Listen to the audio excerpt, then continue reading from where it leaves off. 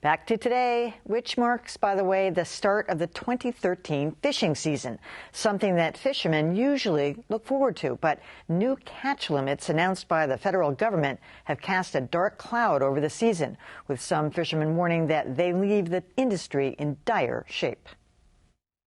A dramatic 77% cut in the cod catch. That's part of the reduced catch limits to 9 northeast fish species announced by federal regulators yesterday. Fishermen have long warned that such drastic cuts will leave their industry in peril. And at a South Boston rally this week, Senator Elizabeth Warren joined fishermen to push for federal disaster aid. A disaster is a disaster. A disaster is entitled to relief.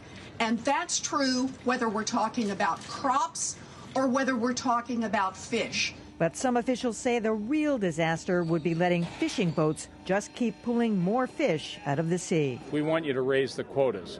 Well, legally, we don't think we can do that. And if we could legally do that, I don't think we should. I think we really need to rebuild those stocks. Last week, Senators Elizabeth Warren and Mo Cowan lobbied the White House to support increased federal disaster aid for fishermen. An earlier measure failed to pass the House, and now fishermen have little choice but to observe the new limits. All right, and joining me are Tom Dempsey of the Cape Cod Commercial Hook Fishermen's Association and Vito Giacalone from the Northeast Seafood Coalition. Welcome to both of you. Thank you very much. Thank you. So one of the things that I always wonder is, first of all, how can they be so certain? I mean, this is a really draconian cut. 77 in the Gulf of Maine, 66 or 61% off Georges Bank. That's more than half. How can you know that the supplies are that diminished? Well, I think that's a great question, and obviously counting fish in the ocean is always an inexact science, and we can always do better at it, and we need to. But the simple fact is our science demonstrates what fishermen this year have seen as well, which is there aren't a lot of fish in the ocean. Codfish particularly are more and more scarce, and the businesses, particularly on Cape Cod, but up and down New England, are having real trouble finding that stock, and it's affecting their business. So these quota cuts is the issue that people have been focusing on. But the real story here is we have diminished fish stocks that we absolutely need to rebuild if we're going to have a healthy fishery. Are you going to argue that? I guess to some extent, a little bit. I mean, there's no question this past year has been really difficult to find the fish. Really? But we've noticed in my years of fishing that good fishing doesn't always mean high abundance, just like bad fishing doesn't mean low abundance. You go to a pond and one day and catch nothing, and the following day your buddy catches one every hook. It doesn't mean someone stocked the pond overnight. There's good fishing periods, bad fishing. It's totally environmental, and we don't know to what extent the environment is affecting fish abundance as opposed to fish catchability. What's certain is that a 77% cut will wipe out the fishery as far as the human end of it and the business end of it. What isn't certain is if you have a 77% reduction, that the fish stocks will suddenly become appearing to be abundant and rebuilt. Well, can you go to another species? These are what are called ground fish. Can you move on to something else? It's not as over the past 20 years, we've been trying to rebuild the fish stocks. In the last 10 years, we did it very strictly for 10 years. Full 10-year rebuilding program. It's going to end next year, and basically met all of the catch limits prescribed by the science. Yet we're at what appears to be at an all-time low. So what's happened over those 20 years is people have become specialized in the permitting process. I think Tom sees the same thing. We used to be very diversified. It's a natural environment, so you take what's available to you. Now through specialized permitting, most of the fishermen are stuck with what they've gotten for a history period. They can't just switch. At least on Georges Bank and in the Cape Cod fleet, we've seen a decline in codfish for the better part of a decade. We've been making the kinds of transitions that you're talking about to other robust stocks for the simple fact that we can't make money on catching fish that aren't there, that we can't find. Whatever the reasons are, those codfish aren't there. The best captains, the captains that I fish with, have been fishing on Georges Bank for decades. They cannot find these fish, and they've moved on to other fisheries, whether that's monkfish or dogfish or some of the other more robust, healthier stocks. That absolutely has to happen, as Vito pointed out, because you can't have a business on a fish that you can't catch, and that's really the story in groundfish right now. I mean, it's terrible. Don't get me wrong, but Is it a national disaster? Does it qualify? I mean, people lose their jobs all the time. I mean, industries go out of business. I mean, technology has put half of our studio crew out of a job. I mean, is it a federal disaster? That's a valid question. I believe it is, only because this is much more far-reaching, just the handful of fishermen. It's all the shoreside port infrastructures that have been in place for centuries, basically, as far as the ports that are in the business right now. So there's a lot. There's the fabric of and the culture of these coastal communities in New England. They've been there forever. So, and we just finished a 10-year period where we believed that the scientific recommendations are trusted, that would be correct, and it didn't work out. So I think for anybody at this point to say we should just continue to do that course and that's going to be successful, I don't think that that's the way to approach it. Certainly fishermen that tell you they know exactly what's wrong or what's right aren't being truthful either. But we can't do this for another 10 years, and this is what we're doing. We're signing up to another 10-year period that didn't seem to produce what we thought. Why wasn't it effective this last 10 years? Well, first, I think in terms of addressing the issue of the disaster, it's a national disaster in my mind because of where the cod stocks are.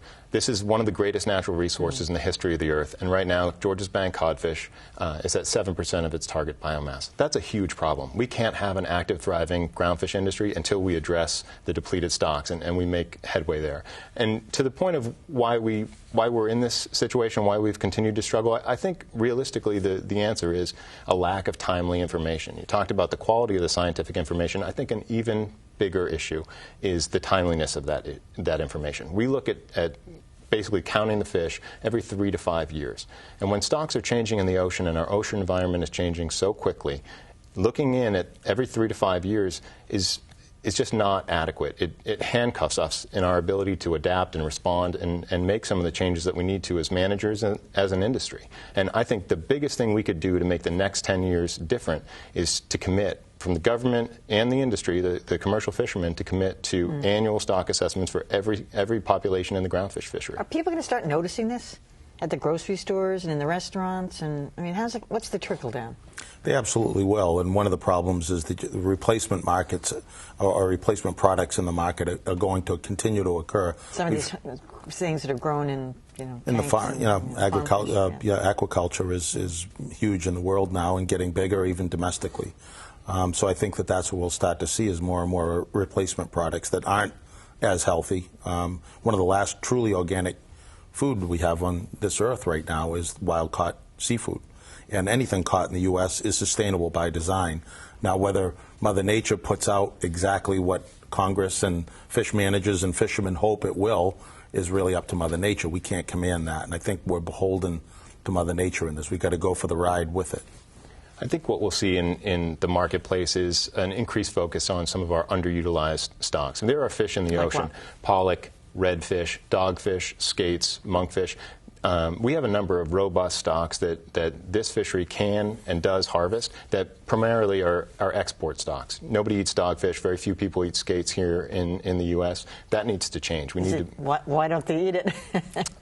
Well, to be honest, nobody ate monkfish before Julia Childs introduced it to our menus. So we need to get used to consuming the products that we have available, and that's sustainable seafood. So do you get these licenses for years, and why can't you switch to monkfish or something like that? How difficult is that? It's fairly difficult. They're limited access fisheries, so once you qualify during a certain baseline, the people that are in those fisheries and rely on them, most of the fisheries see more and more regulation because as the law has gotten tighter, there's not new entrants coming in. If anything, it's by attrition getting smaller. So all of the limited access fisheries becoming more and more difficult to access. Do you need new gear? Do you need the same stuff to... Usually it's a retooling as well that's part of it. And one of the things that you look at the U.S. fishery right now, you have aging fishermen, aging vessels, so it doesn't look like a healthy industry, and a lot of it has been waiting for this big rebuilt resource in 2014 that basically we all signed on to. And it hasn't worked out, and I think we need to reevaluate completely how we manage. That is absolutely, that is absolutely going to be one of the challenges that we need to face, and that is how to allow fishermen in a struggling groundfish fishery to access some of these other profitable fisheries, whether they need capital. Some of these regulations tools. have been just onerous, and it just seems like you got to facilitate this somehow. Absolutely, and this is going to be a struggle. These cuts are going to hurt some communities, and they're going to hurt overall. But we have to remember that these cuts are secondary. What the real disaster in New England is we have some really depleted stocks at critically low levels that we need to rebuild if we're going to have a strong, thriving groundfish fishery. And while that happens, we need to take care of the people in the fishery and rebuild this industry. What are you going to be doing this summer? Going to more and more meetings and trying to figure out how we can resolve this. All right. Well, good luck. Thank you very much. Thank you, Emily. Vito Giacalone and Tom Dempsey, thank you so much. And that is it for Greater Boston. Jared Bowen has this look at what's in store for tomorrow. Hi, Emily. Coming up tomorrow in Greater Boston, it's The Art of War, 7 Centuries of Samurai at the Museum of Fine Arts. Jared, and another reminder that our week-long series on biking in and around Boston begins Monday. We hope you'll join us for that. I'm Emily Rooney. Thanks for watching.